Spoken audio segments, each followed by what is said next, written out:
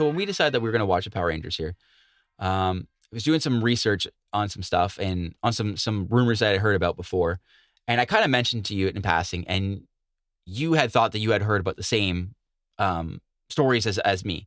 And it turns out that we didn't. And so it sent me off on a little path of exploration here. And the more I did some investigation, the more I was like, there's been a couple people over the years that some really dark stuff has happened to, or they've done some dark stuff too. So I kind of want to, I didn't want to talk about it at the start of the movie because I feel like it would kind of put a damper on how fun it was. So this is sort of what I would call the dark side of the Power Rangers. Let's morph down. We're not getting sticky anymore. Okay. So you did mention this one. I remember this. There was this one gentleman. His name was Ricardo Medina Jr. So this guy was in the Power Rangers, is called Wild Force. And I think he played this guy named Cole Evans. And he was the Red Wild Force Ranger. And this was in 2002.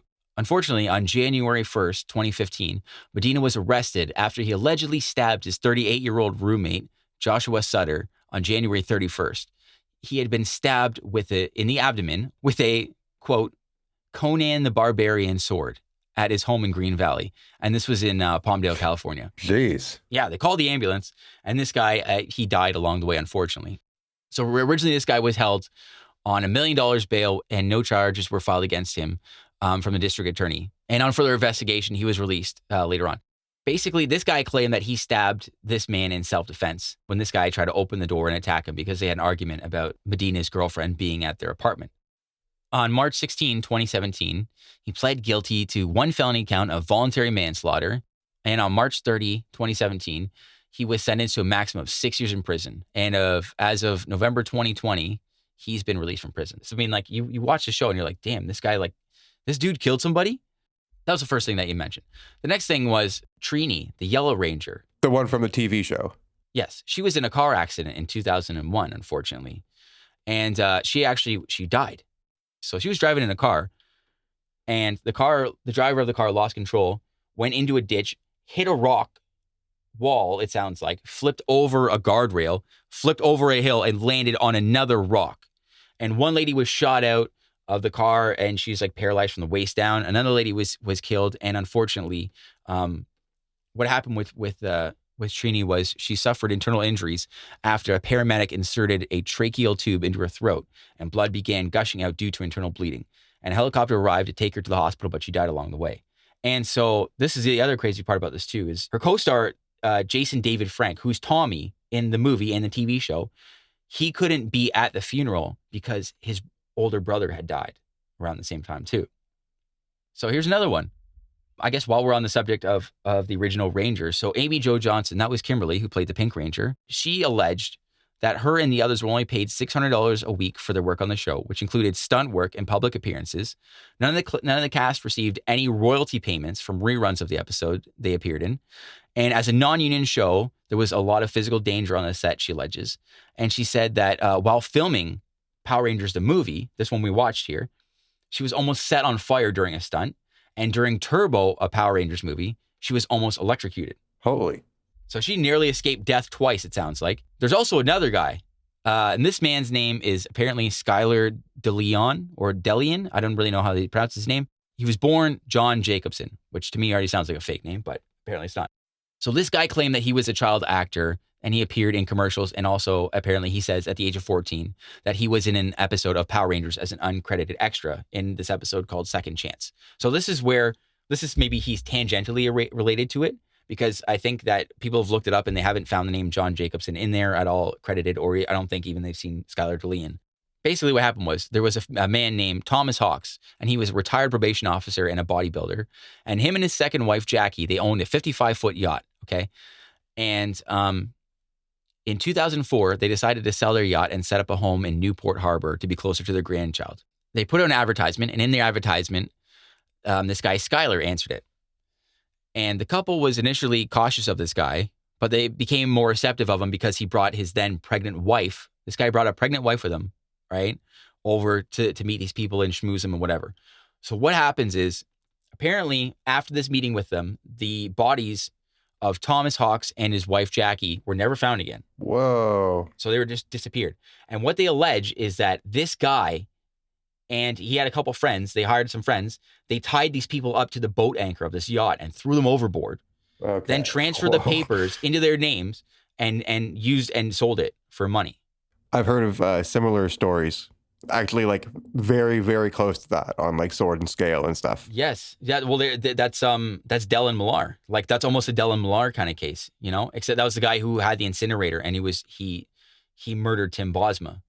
That's the guy. He answered a Kijiji ad, and yeah, There was another guy that killed 3 women as well. Yeah, it's awful. it reminded me of the Dell and Millar thing too. So that's a creepy one. So I found that one too, and then this is the one that originally was brought to my attention. My brother told me about this because he watches Power Rangers all the time with his younger daughter, and he initially brought this story to my attention. And it was this was so wild and so crazy. I couldn't believe this. I had to look this up, and I found an interview with this guy too, and this is what he all alleges. So I'm curious about this. So in the movie here, Power Rangers, Mighty Morphin Power Rangers, the movie, the Blue Ranger, Billy Cranston, is David Yost. He's OG cast member from 1993. So basically, what happens is, I'll give you a little background here.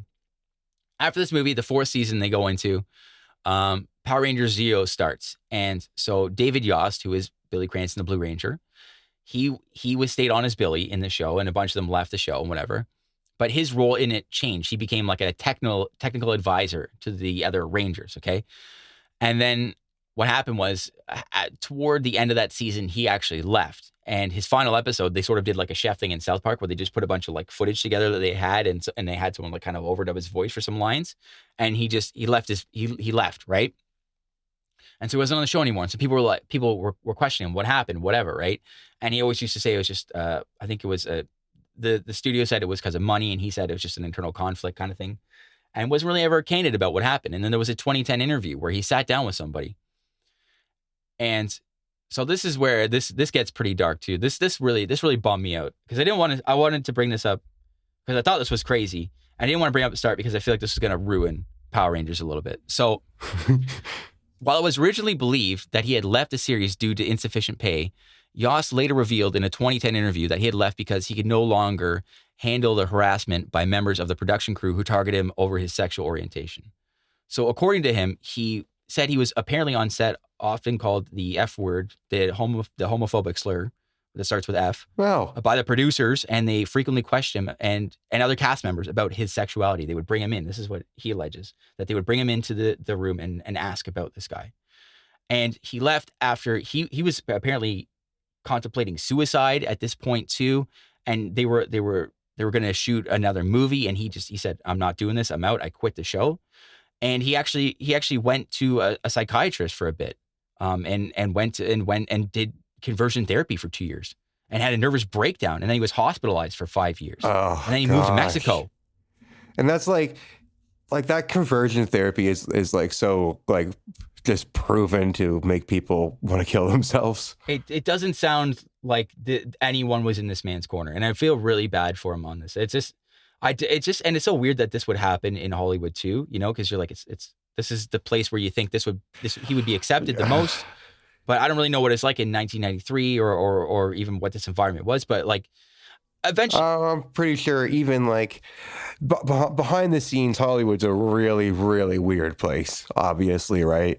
Like, I mean, that doesn't really surprise me. That stuff is very much swept under the rug as efficiently as possible, right? I mean, look at Harvey Weinstein and everything that he did for how long he did. It certainly doesn't surprise me that there would be a lot of bigotry going on. That's really sad, though. I'm glad that he's still alive, right? Yeah, no. So he's okay now, and which is good. He eventually it sounds like he's definitely in a better place now. It sounds like, and good for him too. Like, it sounds like he went through a lot of crap that they put him through, and it's really disappointing to hear that went on.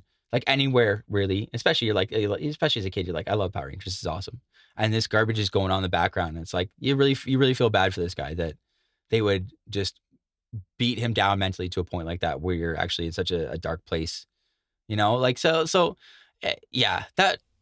Seems like the Power Rangers may not be such a great right. Yeah. How about no Power Rangers, not go Power Rangers? Like, yeah. That's really terrible stuff. That really sucked, and just it was weird noticing that there was so many of these people that crazy stuff happened. And there's still more stories that I uncovered too. That was like this other person, some other guy, like murdered his wife and killed himself and some other stuff. And Ugh. They've got like the the little rascals curse. I don't know. Yeah, I just don't know what's going on there at Power Rangers, but it's sounds really unfortunate. But yeah, I just want to leave that to the end because I don't want to start bumming people out with that. But like, Yeah. Yeah, I think it's best that you didn't. I'm glad that we did end it before that. Yeah, that's some pretty dark stuff. that's what I found. And I really, yeah. So there's no good way to end that at all. Never know what you're gonna find if you go digging. No. And sometimes you're like, maybe I should just stop. But I don't know. This was when my brother first told me that, I was like, my jaw dropped. I was like, are you for? Yeah, I'm glad I didn't have to, yeah, I'm glad you waited till the end because I'm glad I wouldn't want to think about all that and then go into, all right, let's go Power Rangers. Like, this is great. I want to watch this movie. But it's, the Rangers, it doesn't sound like it's their fault. It sounds like there's some really horrible people behind the scenes, unfortunately. So I guess there's no good place to leave that one. So just going to have to leave that one there. Yeah, take care of yourselves, folks. Yeah, that's the dark side of the Rangers. Hug your loved ones, folks.